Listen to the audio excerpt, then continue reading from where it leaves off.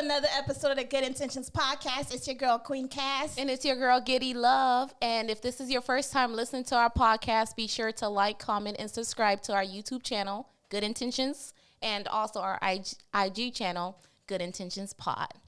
Yes, ma'am. So, back to just us two, y'all favorite kind of episode.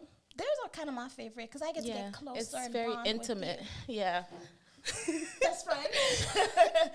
But so we're gonna change things up, at least for now. We're gonna start doing icebreakers. So, best friend. Yes, Cass. You see, call me that back. So, best friend. Yes, Cass. I hate it here.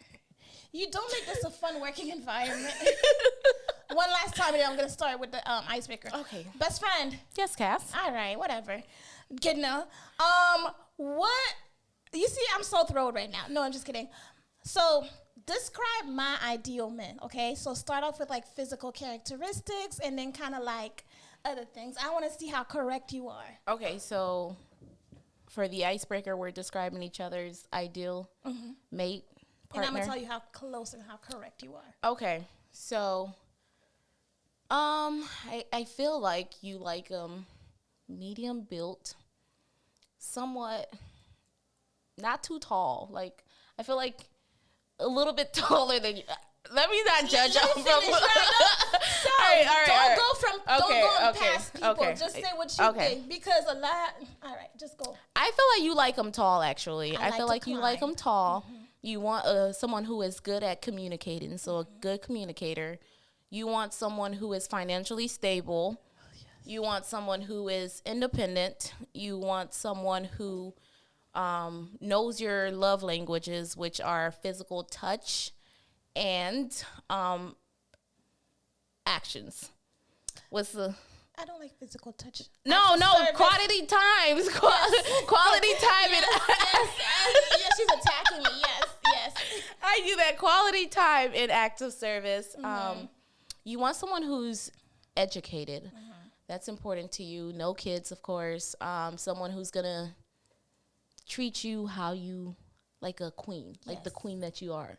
Queen Cass. King. Okay. So you did really good, actually. Thank you. I hear it all the time. Yeah. It's only right that I know. I manifest. Amen. I speak my king into existence. Let's see, Kidna. A white Caucasian man. Throw the whole episode away. No, but I think you like darker men. I don't really discriminate, but okay, yeah. Good. Look, so you like your chocolate. I feel like, and I think every girl likes a tall guy. Like no matter what you end up with, you want a tall guy, right? Yes. Very tall. You like a guy who's very athletic and physically fit. That's very important to you and your family. Yes. I don't know what y'all got going on in Naples, but that's one thing for y'all. Y'all like physically guys. Do you want someone with a child? I feel like I would be okay with just, like I said before, a singular child. I said it in the previous episode, only one. Right. Okay. No more than one. Mm-hmm. You want someone who's done with their whole phase, who's ready to settle down. Oh, yeah. You're looking to get married, so you're looking for someone who can build and grow with you. So, like, as far as investing in the house, you want someone who's up to par, if not even more educated on that than you. Because you're seeking a master, someone who's educated as well. You want someone who's able to have intellectual conversations with you. Someone who's romantic. Gina loves the gay shit, so she likes all that. Words of affirmation are her love language, so she needs that too. What else? What am I missing? Religious, someone who is, I think, at least spiritual. You want someone spiritual. And then someone who's going to put her on game, who's going to expand her horizons the way she's comfortable with. That's good. That was a nice way of putting it, yes. I know. We did good. Yeah. And it's crazy because our guys are very similar. You need to stay out my lane is what you need. I'm just kidding. Yo, take her. I'm just getting started. Take her. But it just shows how me and Gidna really have, like, the same kind of mindset when it comes to dating because we have very similar, like, characteristics and, like, deal breakers. We should talk about our deal breaker. Go ahead. It's not too late. Okay, so, like you said, for me, a deal breaker would be someone with kids. Only because I don't have a child right now, and I don't... And that's fair. Right. If I had a child, things would be different. I know a deal breaker for you would be someone who's not financially stable. Jesus, yes. And that to me too, just because we're moving on Yeah. up, and I'm looking to more and more to settle down with. So anyone who's not like ambitious, has goals, we're not working on their careers or like making a path for themselves. Yeah. No, I'm not. Once again, we talk about that on the Building a Nigga episode. I just feel like I have way too much going on right now. Like, if you're not gonna add to what I have going on, what do I need you for? What, you're not bringing substance to my life, so I can do bad by myself. You know, right. I agree. Good job. I'm proud of you. So you gonna give me some Prada because you're proud of me? I'll be waiting. All right. So since we talked about ideal mates, what would be your ideal first date? Good question. I really like the simple stuff, honestly and truly. So, like, for me, an ideal first date, let's say, I like Shooters restaurant. So, Shooters waterfront, we could do that, and then probably For brunch? Brunch or dinner. Okay. That's fine. And then probably go to the beach afterwards. I love the beach. It's so serene, and I just love being by the water. I won't go in the water, but I love the beach. Like, I really do. I know how to swim, but I really have a terrible fear of the ocean water. No. Like, I don't. I think for me, my ideal first date would be, I'm very competitive. I message games, I take very seriously. I do too. Like, when I lose, I be screaming, like, high key. So something like Dave and Buster's or other arcades, something like that when there's drinks. Y'all know I like my drinks. So very laid back. What's wrong with that? I wasn't judging. Oh. I was not judging at all. I It was do just very want it to laid be like back. very comfortable, laid back. I can talk Yeah. shit. That's what my favorite. So what would make a date bad? Oh no, what is your worst date experience? Oh no, not the deep, evil laugh. More recently is the one that I was telling you about. Tell the people. That one was really bad. Simply because we ended up not going on a date, but I ended up going on a date with somebody else because I was already ready and dressed and whatnot. But I was really looking forward to that date with that particular person. But something happened, unforeseen circumstances, to say the least. Yeah. And that's all you have to say? What, you trying to get more details? Yes. Why are you so nosy? You already know. The people don't need to know. Okay. Well, here I go. Go ahead. Boom, freshman year. So freshman year, I was so young and naive, right? And I was talking to an older guy, and he's like, oh, get ready. I'm going to take you on a date. I was like, okay, cool. But I didn't have no date outfit, Yeah. right? Because I didn't, once again, I'm a freshman. I don't know better. Right. So I asked my homegirl, let me borrow an outfit and some heels so I could show up and be cute. Y'all, I wish I had the picture of what I wore. Oh, my God. You can describe it. Look at you. You got all these details. Look.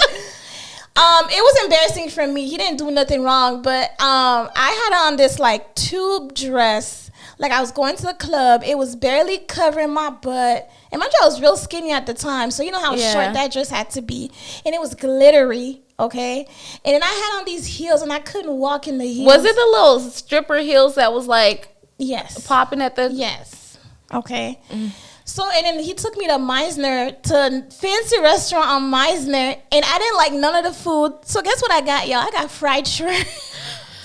You know what I hate about first dates, though? Like, do you eat on your first date? Yeah, I'm going to eat. I never eat. Oh, no, I'm going to eat. I never eat. I'm not getting, like, ribs. I'm or not wings. Wings. Yeah. Even pasta, I won't do. So what am I eating? So maybe I don't eat on dates. I don't eat. I be starving because, like, naturally I pick at my food. Mm-hmm. And when I'm nervous, like, I stutter really bad. Stop. Sorry. I still do now. Okay. Keep going. It's a safe place. But anyways, yeah, I stutter really bad, and I'm just like, I just pick at my food and never eat. And then I get home, I'm like, I'm starving. So most of the times I gotta stop at like Wendy's or somewhere and get some food because I don't eat when I'm nervous. And then it's like you still trying to be cute. Right. You're not trying to mess up. Gloss, that's what makeup, I was. So it's like, I ain't gonna hold you. My next first date gotta be at Crafty Crab, like crab legs. Let's just get it all out. Let's just do it.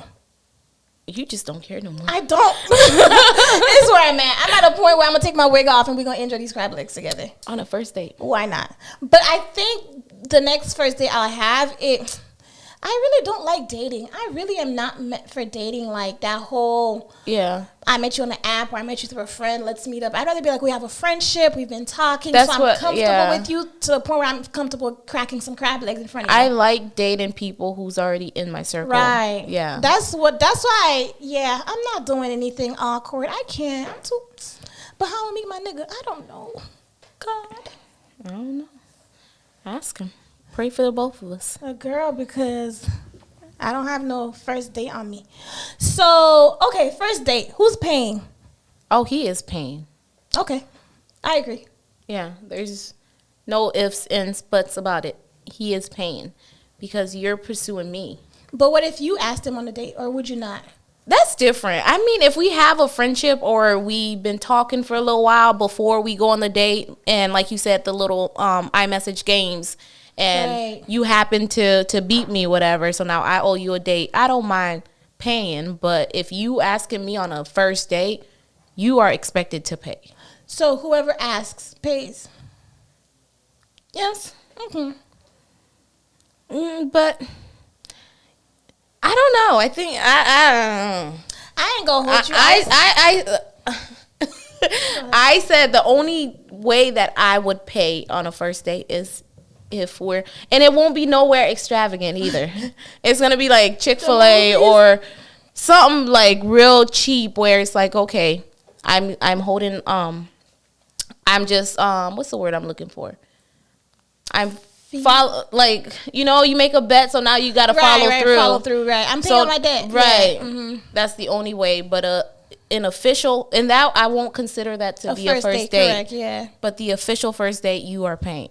I guess so awkward when the bill comes and it's like, who's paying? Like because of my past, like I would just pay. Just because I just hate the awkwardness. Like I'd rather just take my card. But I've had guys who like, no, put that away. That shit's sexy. They be like, no, put that away. Okay, king. I won't take it out for him. Tell me to put it away.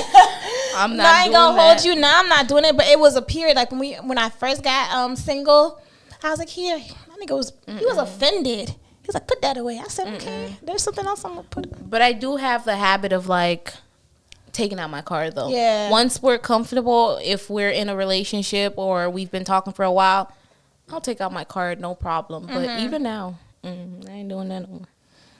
Yeah, but I realize even with my friends or anything, like, I just take it. Just put on my card. I need to stop. BBMC block my card. I mean, it really, there has to be a balance. Right. Even like how we do it. Like when we purchase food, it's like Cass will pay or I'll pay. But it's not like Cass pays every time or I pay every time. It's just like, oh, okay, well, you purchased the food when we first started recording, and now we're purchasing food again. Right. I'll pay. That's fine. Or you pay for the food, I'll pay for the alcohol. Like, you know, and it's not even like, oh, well. It was that amount of money. Right. Yeah. Or Cassie's going to drink, so I'm not going to get the alcohol because I only drink water. It's not even that serious, you know? You just got to.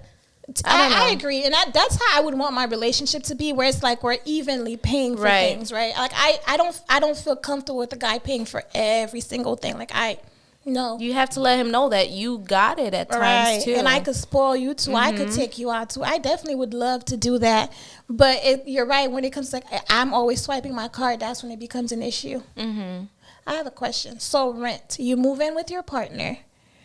How are y'all splitting the bills? Because that's a big thing on Twitter, on IG. Who's paying the rent? Who's paying this? Who's paying that? I think that's a conversation that needs to be had prior to the move-in. Sure. You know, it shouldn't, because I feel like that question, even when you see it on IG, is just so like black divided, right? Because some people's like, no, he's the provider. He's supposed to pay for everything. Or it's like, okay, we're in 2020, so now it should be split. I personally don't mind it being split, honestly, because that's a lot on a person. Even now, I'm paying all the bills by myself. You know, I have my apartment, I have a car, I have this, I have that. And it's a lot on me financially. So I wouldn't want to cast that burden on somebody else, especially if I have the funds to assist. You know, if I'm not working and things are hard, then that's different. But if I have the money, it's not going to be like, oh, this money for my hair, this money for my nails, so he's supposed to do this and that. No. I agree. Like a lot of people are like, oh, if you split bills 50-50, that's your roommate.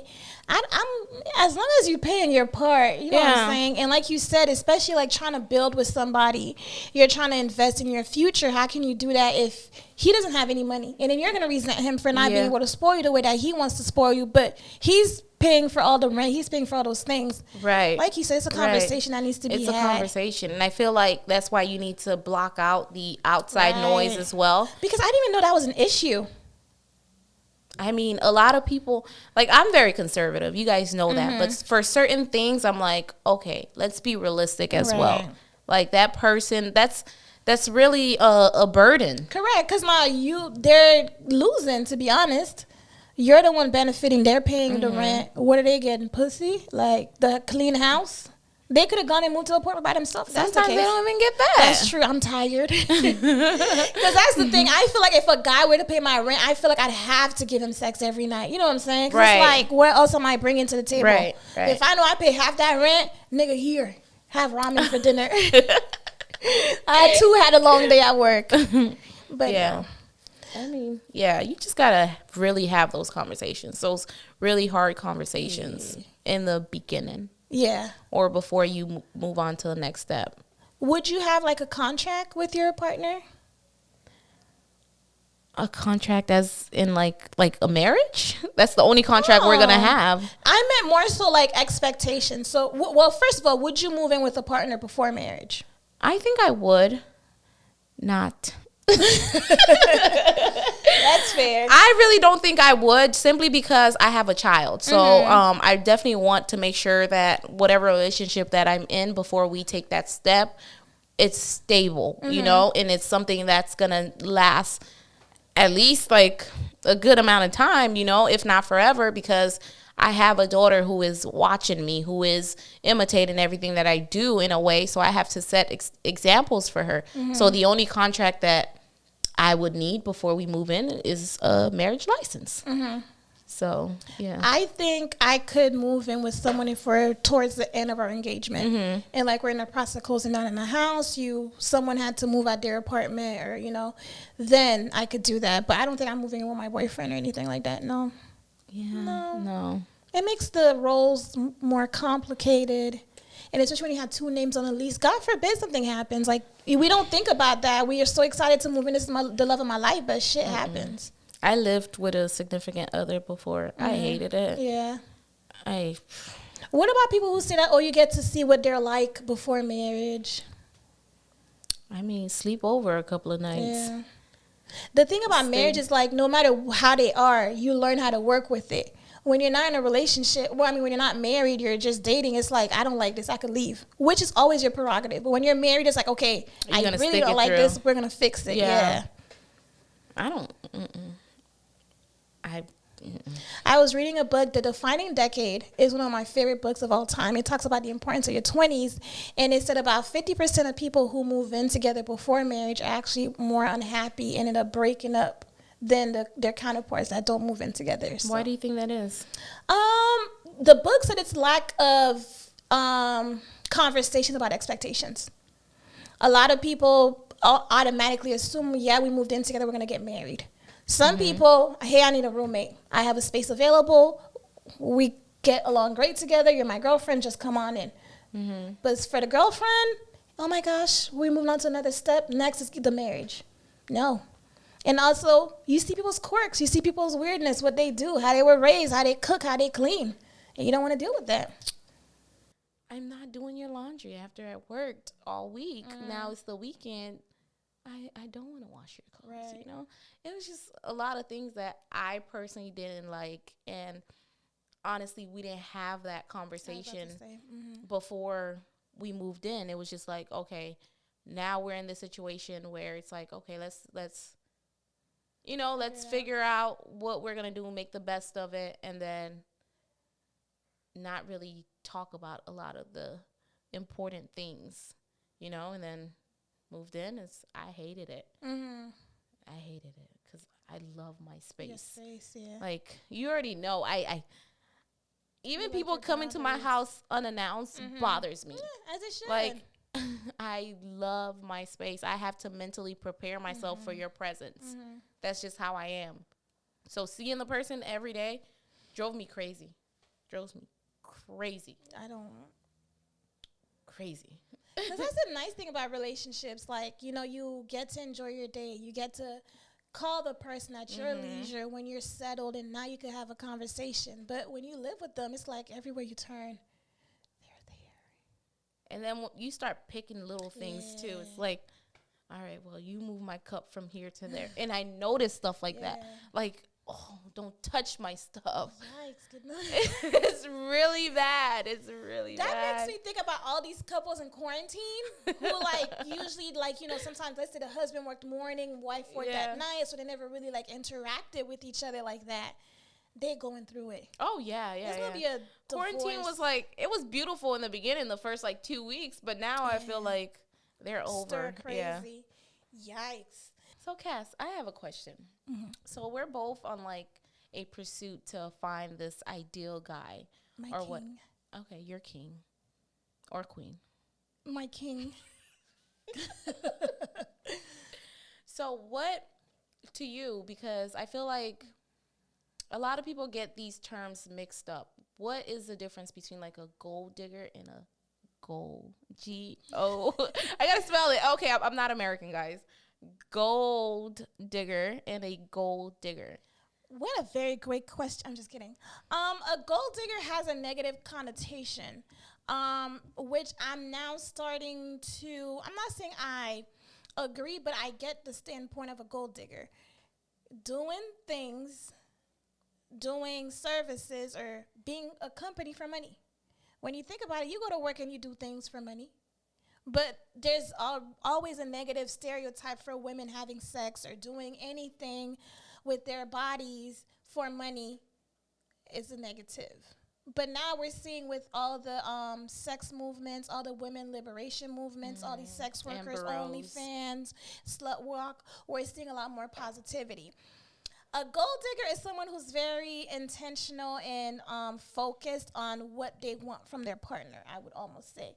So the partner doesn't necessarily have to have money, but they have ambition and they have goals that they're working towards to be a person of affluency. That's the word? It is now. Affluence.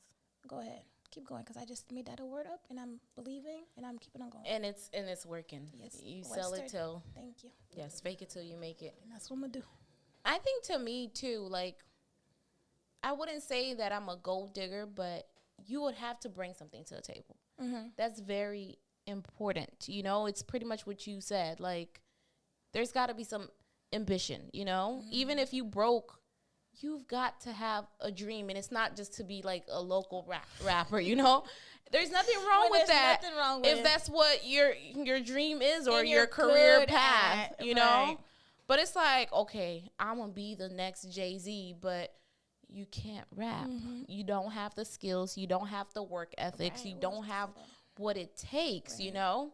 So how can I feed into that, believe in you, you know, and help you obtain whatever it is that you're trying to do when you just can't. It's not for you, you know?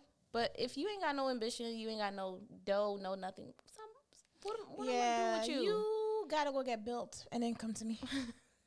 No, honestly. I mean, it makes sense. I don't know. Only because I'm at a different stage in my life now. I have more that I bring to the table, and I had to be aware of that. So now I find myself like having crush or even having feelings for people, and it's like it's authentic, it's genuine, but I see what a relationship would be. I see the frustration. I see me being unhappy, and I had to take that into accountability. So yeah, you could have feelings for somebody, but that does not mean that they're a good relationship. That's for that, yeah. Just make sure you check yourself. And once again, that comes with being very aware of yourself. Because it's nice to be in a relationship. And it's nice when you have someone you're compatible with, but y'all going to be arguing.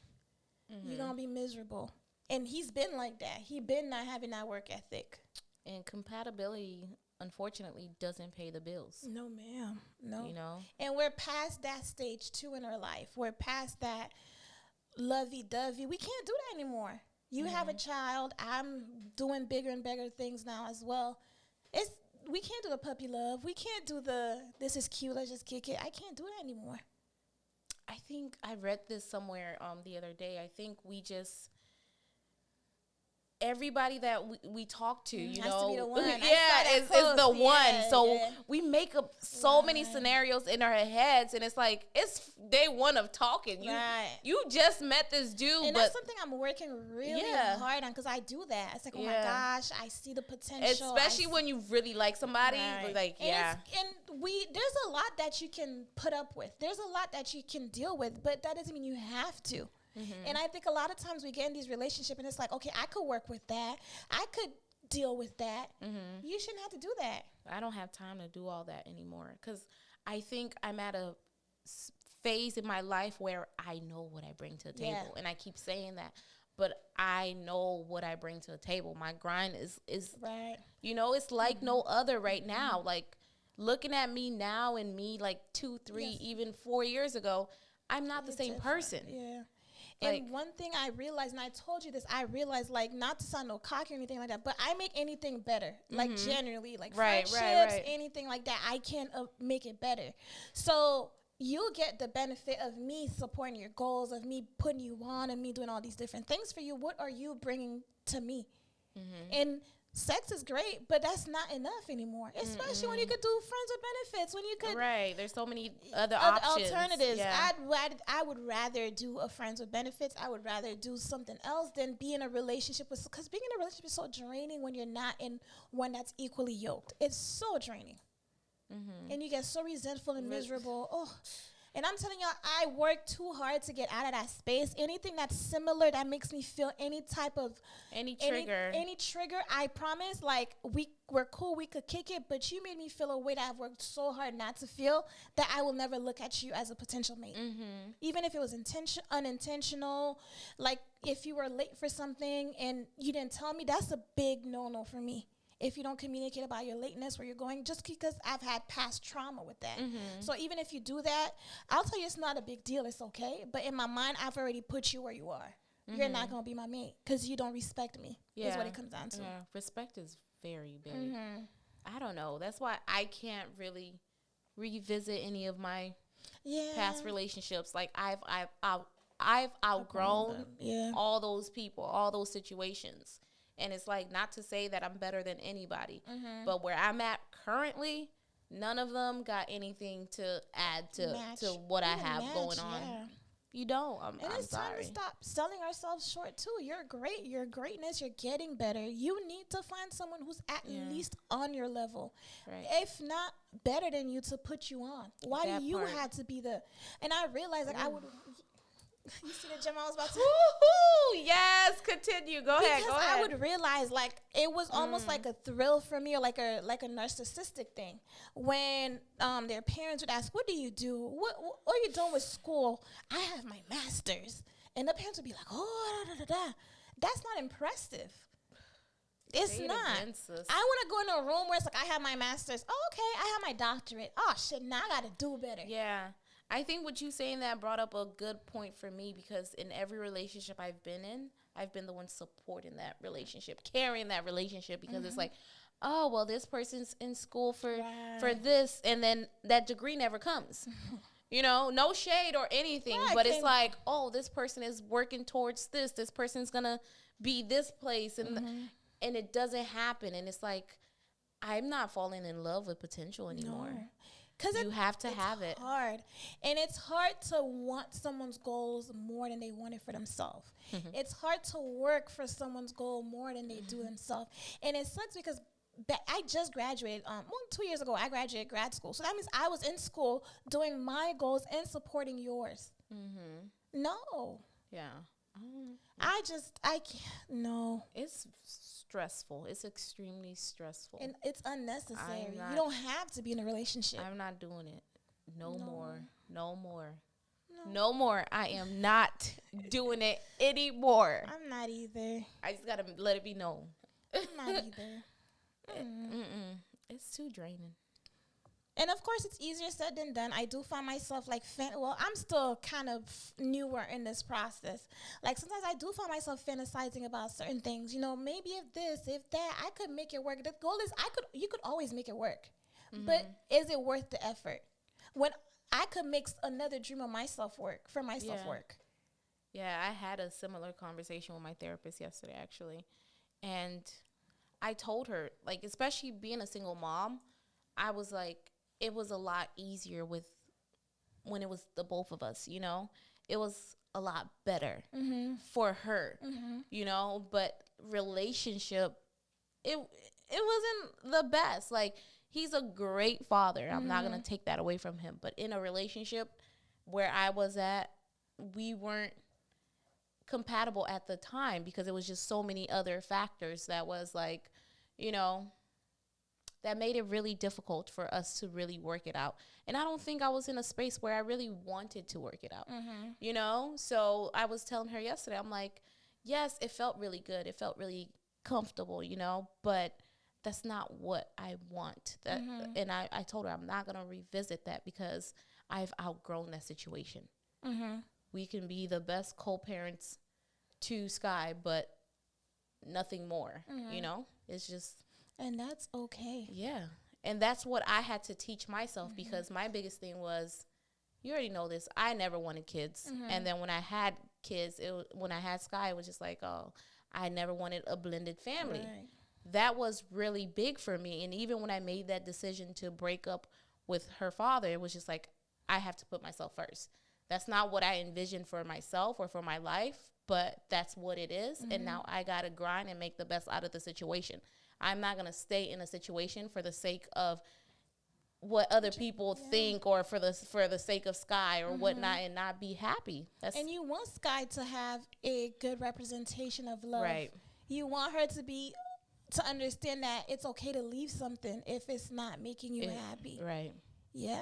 Yeah. And it was really hard because like I didn't even have like the support from my family because they're not used to the woman leaving, you know, that's not a choice, but that it's like they don't have that option. So when I did it, got out, got my own apartment, start moving on my own, it took them a while to actually respect what I did. Now they're like, okay, props, kudos to you, you did it, da da da da da. But at first it was just like, I gotta go against what everybody else thinks or wants for my life, right? And do what I want and what I think is best for myself and my child. So, yeah, I don't know, man. But good job, girl. I'm out here. I'm loving it, man. Like honestly. I wrote down like all the stuff I have going on and all my goals and stuff. You have a lot going on, bruh. Sometimes I'm like, how am I doing all of this? But you can. Hey, I'm doing it, man. And sometimes you really have to take a step back and look about like all you've accomplished and where you came from. Because sometimes we're so down on ourselves. Oh my gosh, I haven't done this. But look at what you came from. Look at what you survived. Like, and it's only up from here. You haven't gone through all these terrible experiences to just stay there. Ain't no way. Right, right.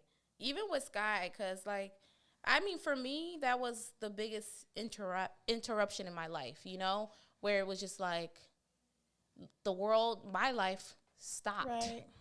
When I found out I was having a child, it was just like, whoa, what the fudge, you know? So I have to train my head, my thoughts to accept the fact that this is my reality. This isn't something that I didn't grow up wanting to be a mom. You know, I didn't have dreams of, I just wanted to be that cool auntie that spoiled everybody else's kids. So now I got to train my head, my thoughts, like, okay, now you're going to be a mom. Now you got to accept that. And it's just like, whoa, I was in a period where I was living my best life. I was traveling. I was doing stuff. Yeah. So it's like, okay, now you got to take a break. While your friends, they're still living their life. They're still traveling. They're still going places for trips that you guys had planned together. You got to get yourself out of that. Then you got to deal with postpartum depression. You got to get yourself out of that hole. And then it's like, but now that I'm on the other side, it's like, with Sky, my life has been so much better.